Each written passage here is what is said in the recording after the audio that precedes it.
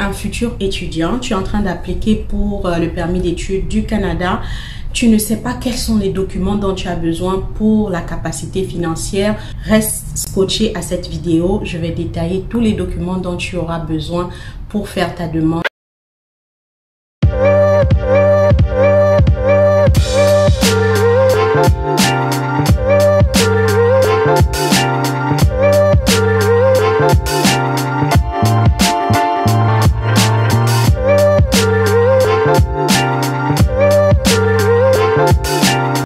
Bonjour tout le monde, bienvenue sur la page Ma Découverte. Je vais me représenter pour ceux qui ne me connaissent pas encore. Je suis Abigail Madungu, d'origine gabonaise et résidente permanente du Canada. Donc ce blog c'est Ma Découverte, c'est pour aider les étudiants étrangers qui veulent venir au Canada pour leurs études. Et le but de cette vidéo pour aujourd'hui, c'est que je vais vous détailler c'est quoi les documents requis pour une demande de permis d'études, que ce soit au niveau de la capacité financière. Alors, donc, je suis de retour. J'avais besoin de faire une petite pause. Pour ce qui est de la capacité financière, les documents requis, bon, il y en a qui mélangent. Il y en a beaucoup qui sont mélangés. Certains pensent que, comme ils ont vu sur le site de immigration, on dit que quelqu'un qui vient au Québec, c'est au minimum 13 000. Ben, dès qu'il a 13 000, c'est qu'il répond aux critères. Malheureusement, c'est pas ça. Parce que 13 000 qu'on vous demande là-bas, ça c'est pour les frais de subsistance. Ça n'a rien à voir avec les frais de scolarité. Donc, vous êtes censé avoir et les frais de scolarité et les frais de subsistance. Déjà, avant, on imposait aux étudiants de déposer une caution. Et la caution, ça incluait quoi? Ça incluait les frais de scolarité de l'année, donc de toute l'année, ou de au moins une session, plus les frais de subsistance. Ce qui veut dire, je vais prendre un exemple, moi, je suis étudiante, j'ai étudié par exemple au collège La Salle. La session c'était 5 000 et quelques. Disons, on va dire par exemple c'est 5 000. Ma session c'est 5 000. Ça veut dire mon année, vu qu'il y a 2 sessions par année, mon année me coûtait donc 10 000. Mais je sais que c'était plus que ça. Mais c'est juste un exemple. 10 000. Donc, il me faut avoir 10 000. Il fallait que je dépose 10 000 $ plus ce que j'allais utiliser comme frais de subsistance pour l'année. Les frais de subsistance, c'est ce qu'ils disent de 13 000 pour ceux qui viennent au Québec. Et ça, c'est un montant minimum. Ça veut pas dire qu'il faut pas avoir plus que ça. Ça, c'est vraiment comme quand tu n'as rien, c'est ça qu'il faut avoir. 13 000 plus le 10 000, tu les déposes à l'école, c'est bloqué. L'école te fait le reçu qui prouve que tu as déposé, par exemple, 23 000 $ ou 22 000 $ au niveau de l'école pour ta scolarité pour la première année. Donc, bref, je vais revenir là-dessus. Donc, qu'est-ce que nous, on nous demande ici comme preuve qui est acceptée? Il y a une panoplie de documents, mais ça ne veut pas dire qu'il faut donner tous ces documents. Si vous donnez, par exemple, 3 des documents qui sont cités dans la liste, c'est déjà pas mal, au lieu de donner un seul. On cite ici des relevés bancaires des 4 derniers mois.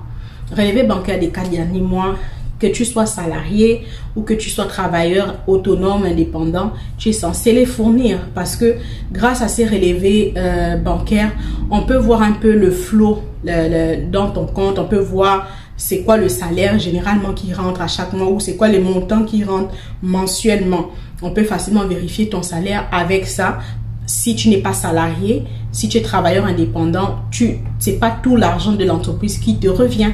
Il y a une portion de l'argent de l'entreprise que tu prends comme étant ton salaire. Il y a une autre portion pour payer les charges de l'entreprise, etc. Donc, tu ne peux pas te baser seulement sur l'entreprise pour dire que moi, j'ai pas de salaire, tout ce qui est à l'entreprise, ça m'appartient, ça n'a pas de sens. Donc, il y a les relevés bancaires des 4 derniers mois qu'il faut fournir. Ensuite, on demande une traite bancaire. Donc, la traite bancaire ici, là, ça, c'est pourquoi? C'est une lettre, en fait.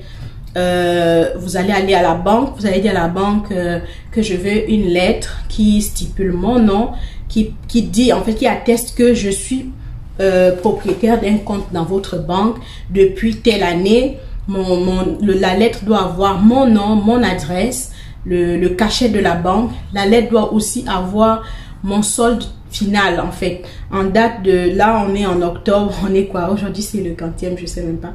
C'est jeudi, je sais pas si c'est le 6 ou le 5 octobre. Je pense qu'on est le 6. Donc, en date du 6 octobre, Dans le compte de Monsieur X, il y a un montant, par exemple, de 22 000 dollars canadiens ou 22 millions, par exemple. Ça, c'est une lettre bancaire ou si vous voulez une traite bancaire. Ça fait 2 documents déjà de preuve financière. Maintenant, quel est le montant minimum qu'on doit retrouver dans cette lettre-là?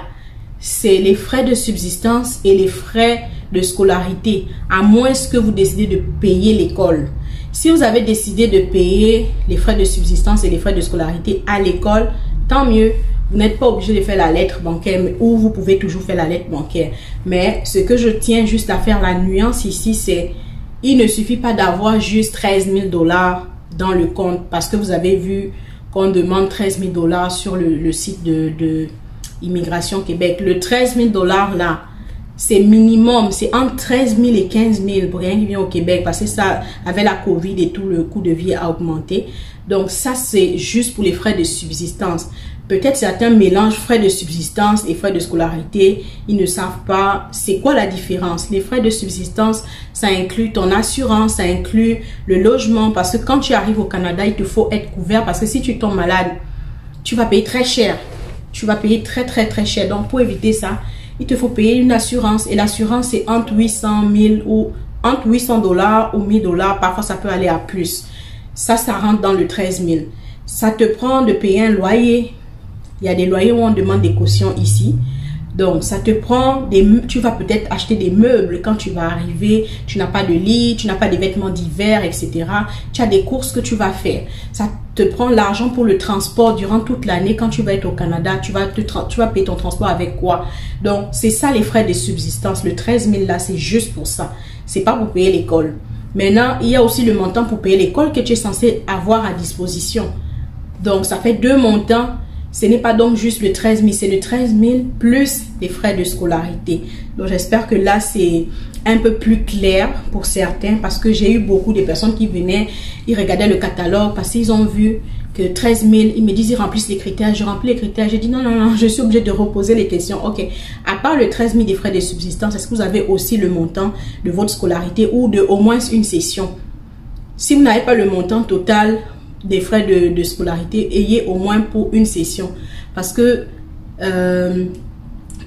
vous allez soit payer la session à l'avance ou mettre juste l'argent dans votre compte, le compte du garant, ou le garant peut aussi ouvrir un compte bancaire pour vous au Canada où on va bloquer les fonds.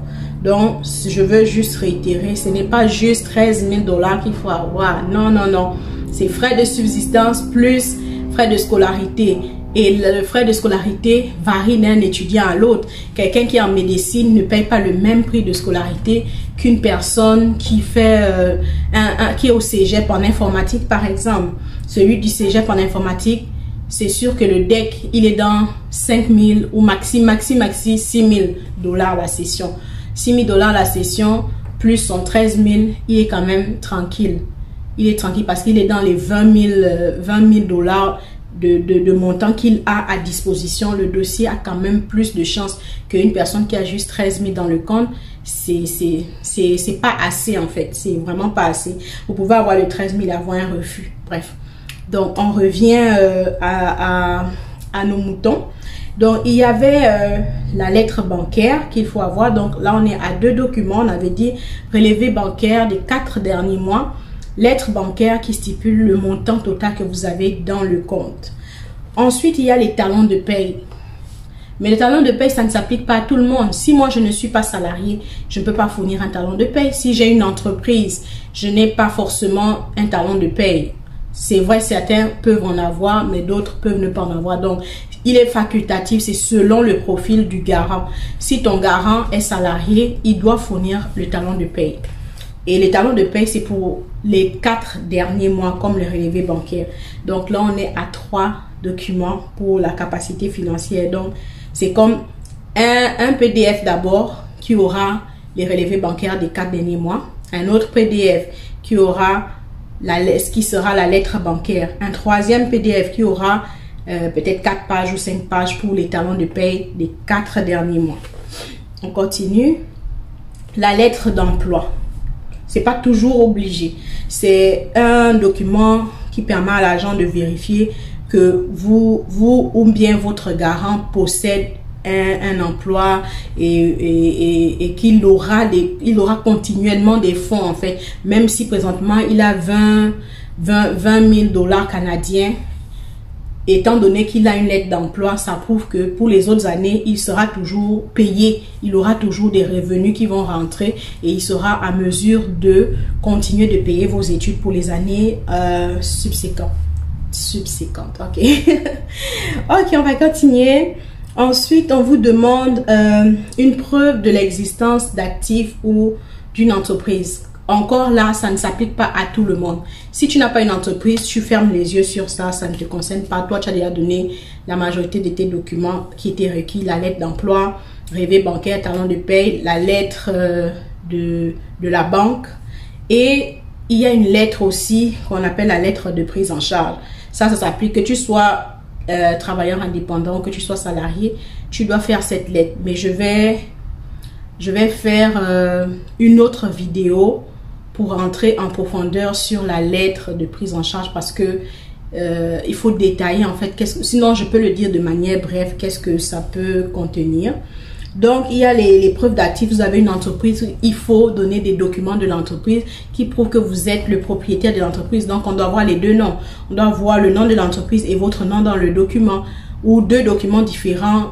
En fait, il faut prouver parce que certains envoient les documents de l'entreprise. Il n'y a pas le nom du propriétaire dedans. On voit juste le nom de l'entreprise. Mais qu'est-ce qui prouve que vous êtes le propriétaire de cette entreprise? Ou alors, c'est des entreprises par action. Mais on ne connaît pas c'est quoi votre pourcentage d'action dans l'entreprise. Ça ne veut pas dire que parce que l'entreprise a 100 millions dans le compte, les 100 millions vous appartiennent. Non. Peut-être que vous êtes actionnaire, vous avez juste 2%. Donc, sur le 100 millions qu'il y a là, vous disposez seulement de 2% de ce montant-là. D'où il faut vraiment détailler. Ensuite, une preuve de paiement des frais de scolarité de résidence. Ici, en fait, il est recommandé de payer les frais de scolarité de la première année, mais ce n'est pas obligé. Ce n'est pas obligé. Ça, c'est comme je vous ai dit avant, on nous imposait la caution, là, il fallait déposer, mais c'est pas, maintenant, c'est plus obligé. Il te faut au moins avoir ces fonds déjà avec toi. Donc, ça, vous pouvez, c'est facultatif. Certains décident de payer l'école à l'avance. L'école va bloquer les fonds. Si on vous refuse le visa, l'école va vous rembourser les fonds. Donc, ça dépend. C'est chacun, c'est comme vous voulez. Si vous voulez payer, vous payez l'école pour toute l'année. L'école vous fait le reçu. Ce reçu, vous allez l'inclure dans la preuve financière parce que c'est une preuve que vous avez payé les frais de scolarité de la première année. Donc, 2 sessions d'études, vous les avez déjà payées. Ensuite, on peut demander les rapports fiscaux, déclarations, relevés d'impôts. Encore là, on sait qu'en Afrique, il y a beaucoup de pays où les gens ne font pas les déclarations d'impôts. Si tu en as, tu peux le fournir. Si tu n'as pas, tu passes. Basta. La preuve d'un prêt étudiant d'une institution financière. Si une banque t'a octroyé un prêt pour venir étudier, tu vas fournir ce document. Si ce n'est pas ton cas, ça ne te concerne pas, tu passes à autre chose. C'est ça, ce document, tu ne le fournis pas. La lettre d'une personne ou d'un établissement qui vous verse de l'argent. Donc ici, la personne qui verse l'argent pour les études, ça peut être un employeur, par exemple. Si je travaille dans une entreprise et l'entreprise décide de m'envoyer étudier au Canada, pour que l'entreprise m'envoie étudier au Canada, il faut que je travaille pour cette entreprise. Et ils sont censés faire un document comme quoi ils m'octroient une bourse. Et ils doivent mentionner c'est quoi le montant qu'ils vont mettre à disposition pour moi et pendant quelle période. Est-ce que c'est juste pendant 1 an? Est-ce que c'est pendant 2 ans? Donc, il y a ce document-là. Ou alors, ça peut être un garant. Ça peut être un membre de la famille. Et quand je parle de membre de la famille ici, c'est toujours un membre proche. Parce que certains vont aller prendre, j'ai quelqu'un qui m'a appelé hier, qui avait un garant qui était son cousin, mais ce n'était pas un cousin proche. Ce n'était pas comme l'enfant de la sœur de sa mère. Non. C'est comme la mère à sa mère avait une sœur qui a fait des enfants et les enfants là ont fait des enfants et c'est son cousin là qui est Ça prend combien d'actes de naissance pour faire le lien? L'agent d'immigration, il va pas perdre son temps. Tu l'envoies 5, 6 actes de naissance pour faire un lien. Automatiquement, on comprend que le lien de parenté n'est pas proche, c'est un parent éloigné, et ils vont te dire, ils vont te refuser pour la capacité financière. Pourtant, la personne a bien les moyens, mais c'est pas quelqu'un de proche de toi. Donc, faire attention à ça. Choisir un garant qui est de votre famille proche, le père, la mère, ou un frère, une sœur qui est de même père ou même mère, ou même père ou de même mère, whatever. Ça peut être un oncle, le frère ou le frère de ton père ou de ta mère, ou la sœur de ton père ou de ta mère. Ça peut être ton grand-père, ça peut être ta grand-mère. Généralement, c'est ça. Parfois, le cousin. J'ai eu déjà des dossiers des gens où c'était le cousin, ils ont été refusés quand même. Et d'autres, c'était le cousin, ça a marché. Donc, tout dépend. Si l'agent qui tient ton dossier, c'est quelqu'un qui est strict, avec le cousin, il peut refuser. Tout comme s'il est flex, il peut accepter. On ne peut jamais garantir à l'avance qui va être accepté au niveau des visas. C'est toujours, c'est jamais clair. Ça change toujours. Donc, le garant, il doit écrire une lettre où dans la lettre, il va mentionner qui il est, son nom, et il va mentionner son lien de parenté avec vous, avec l'étudiant. S'il est son oncle, s'il est son père, etc. Il va mentionner qu'il va prendre en charge les frais de scolarité de l'étudiant. Il va parler de sa capacité financière. Parce qu'il ne suffit pas de dire que tu vas payer ou juste dire que j'ai la capacité financière. Mais qu'est-ce qui prouve que tu as cette capacité financière? Tu dois mentionner c'est quoi ton revenu mensuel. C'est quoi ton montant d'épargne dans ton compte bancaire. Et si tu as d'autres documents qui peuvent attester que tu as, comment je vais dire, si tu as d'autres biens, ça peut être une maison. Si tu as une maison, que c'est toi le propriétaire, tu dois avoir un titre foncier de cette maison-là. Si tu as des revenus locatifs, c'est-à-dire tu as des immeubles et tu perçois des loyers, tu dois avoir des documents légaux. Parce qu'il ne suffit pas de dire que j'ai par exemple une voiture. Où est le document qui prouve que tu es le propriétaire de la voiture? Si tu n'as pas, ça ne marche pas. Ça ne sert à rien même de le mentionner si tu ne peux pas le prouver. Donc, il y a certains souvent, dans le cas par exemple des commerçants qui vendent au marché là, ils peuvent avoir l'argent. Le problème, c'est prouver qu'ils ont cet argent. Ils ne peuvent pas parce qu'ils marchent au cash. Ils marchent au cash. Quand ils prennent, c'est au cash. Ils ne vont pas faire les dépôts à la banque. Du coup, quand on va voir les relevés bancaires des derniers mois, on va voir qu'il n'y a aucune transaction. Et puis tout d'un coup, il y a un montant que la personne a mis dans le compte. On peut trouver ça suspect. Est-ce que la personne n'est pas allée emprunter de l'argent juste pour l'immigration? Et après, il va rendre. Qu'est-ce qui prouve? Donc, parfois, ça peut être ça qui fait en sorte qu'on vous refuse parce qu'ils ne sont pas sûrs que c'est vraiment ton argent que tu as mis dans le compte. Ça peut être que tu as emprunté de l'argent avec la famille. Il y en a qui le font, ils empruntent avec la famille pour mettre dans le compte d'une personne pour que le montant soit conséquent. Il fait la lettre bancaire, mais quand on voit les relevés bancaires, on voit qu'avant, il n'y avait pas. Avant, il y avait 1 million dans le compte. Et puis, un mois avant de faire les documents d'immigration, tu es maintenant à 19 millions. Tu as eu les 18 millions là où tout d'un coup. Est-ce que c'est pas juste à cause des papiers d'immigration que tu allais emprunter et après tu vas rendre? Rien ne prouve. On ne voit pas des transactions mensuelles où il y a des revenus et tout, rien. Donc, quand quelqu'un marche au cash, pour ce genre de personnes-là, c'est vraiment, le dossier est complexe. Le dossier est vraiment complexe. Donc, je pense que j'ai déjà parlé de la lettre de prise en charge. Donc, cette lettre de prise en charge, il écrit tout ce qu'il possède pour maximiser les chances que le dossier soit accepté pour la capacité financière, et il doit donner aussi les preuves de ces documents-là. Moi, je ne peux pas vous dire parce que chaque pays ont des documents différents. Si moi j'ai une entreprise, je ne sais pas si c'est à l'organisme du commerce que je dois aller pour avoir mon document officiel ou ma fiche circuit, ou ça dépend, c'est d'un pays à l'autre. Vous-même, vous savez comment prouver cela. Donc, c'est ça, je pense qu'on a fait...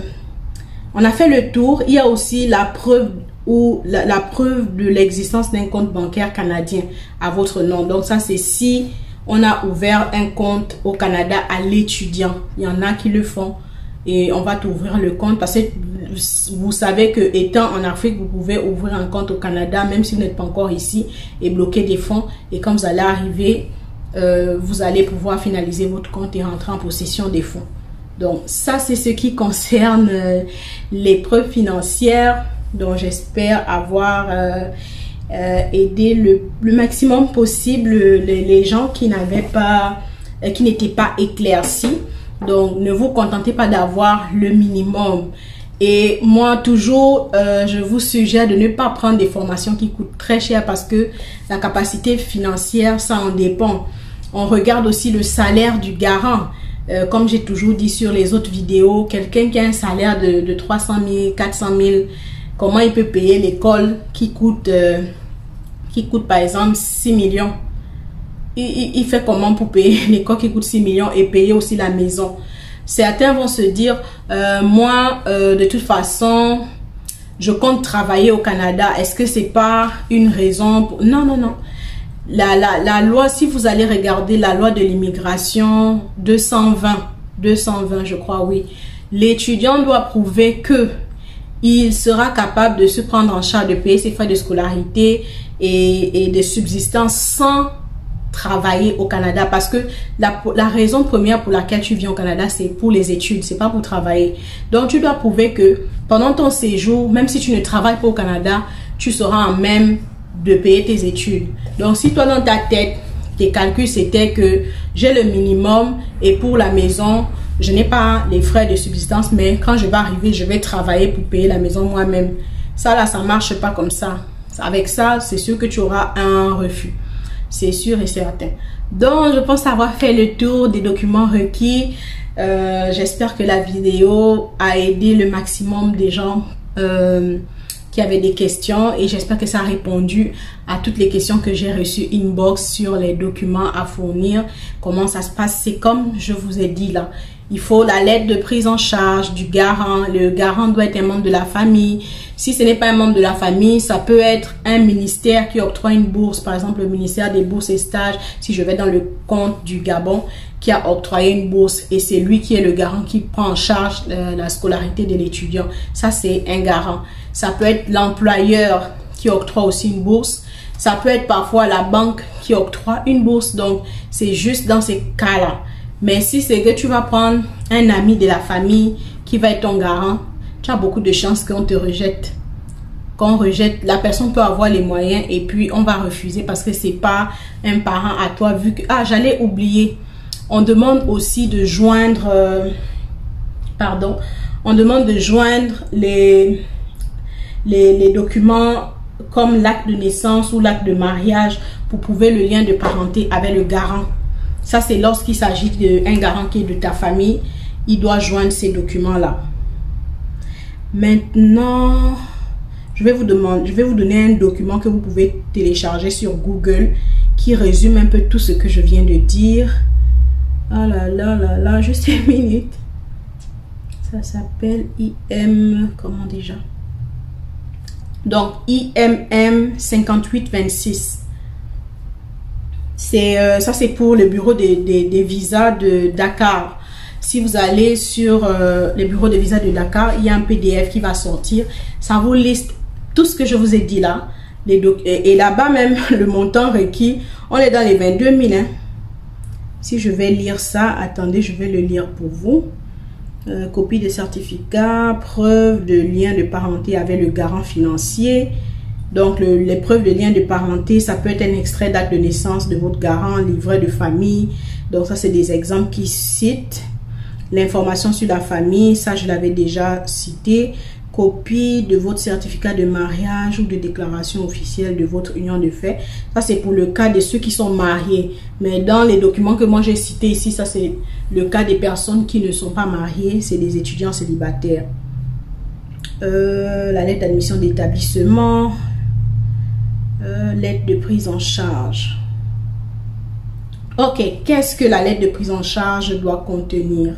Ici, on dit la lettre de votre ou de vos garants financiers doit indiquer leur emploi ou activité professionnelle, leur lien avec vous, parents, oncles, tantes, cousins, etc. Le nombre de personnes à leur charge. Ça doit indiquer leurs coordonnées complètes. Votre garant doit financer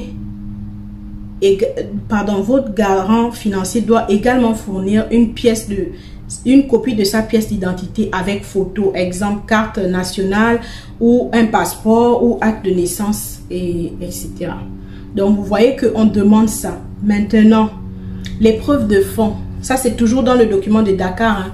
Maintenant, celui qui va faire sa demande dans le bureau de Turquie, par exemple, il peut aller chercher le PDF pour la Turquie, c'est quoi qu'on demande.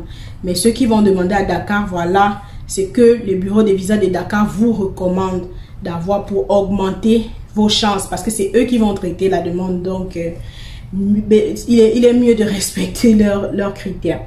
Donc, ici, ils disent, vous ou votre garant financier, vous devez fournir des preuves que vous disposez des fonds suffisants pour couvrir les frais de scolarité d'une année d'études au Canada. Ça, c'est un point.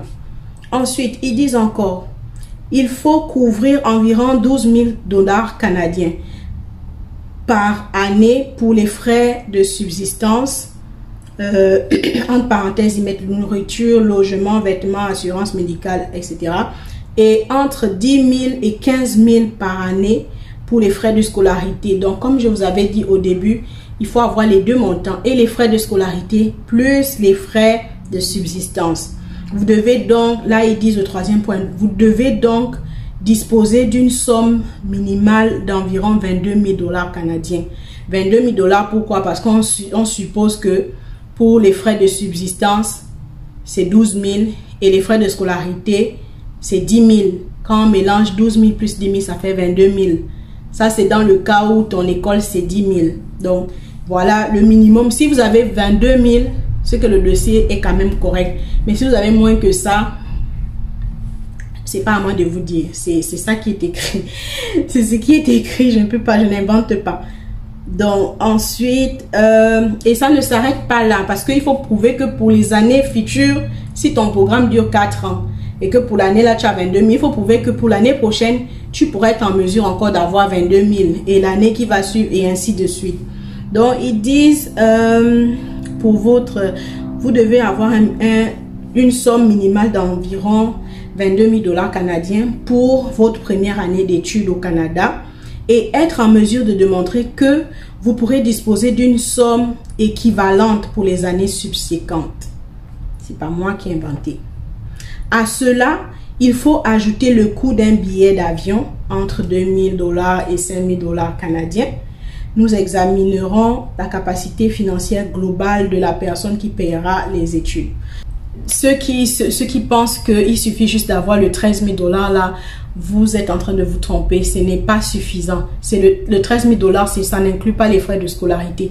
Et plus vos études sont chères, plus la capacité aussi va être élevée. Parce que quand on est dans les 22 000 ou 25 000, ça c'est pour le cas de quelqu'un où la scolarité coûte 6 000 $. Imaginez ceux qui sont dans le domaine de la santé, médecine et autres, où c'est plus élevé, ou bien ceux qui sont dans le génie à l'université où c'est plus élevé. Tu te retrouves avec parfois la session, c'est 10 000, c'est 11 000, 12 000 la session, qui fait que l'année, tu as plus de 20 000.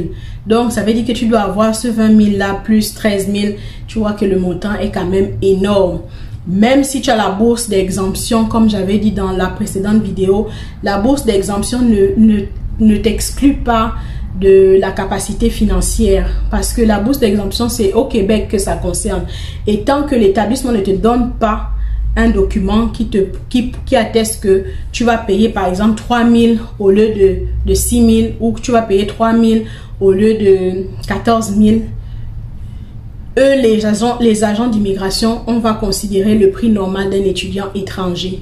Et je sais que pour la bourse d'exemption des frais supplémentaires, la nouvelle bourse là où il y a juste 4 programmes qui s'appliquent là, ils ne donnent pas de documents.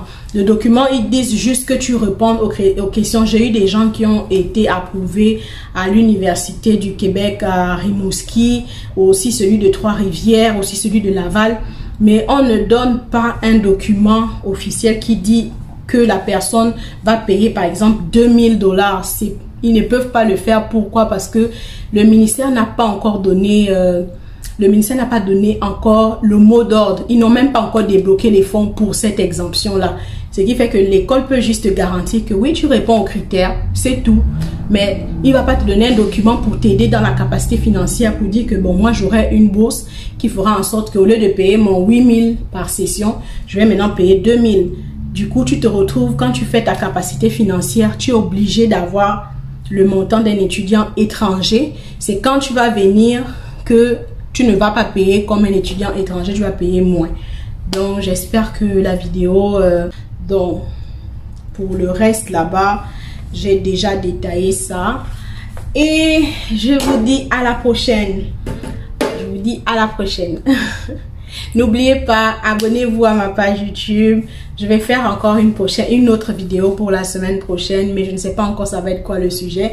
Ça peut être une vidéo où je vous démontre, je rentre dans le compte de quelqu'un, je fais comme un partage d'écran, je suis dans le compte de quelqu'un et je vous montre comment je remplis la demande de... Juste ça, c'est juste l'étape du visa, quoi.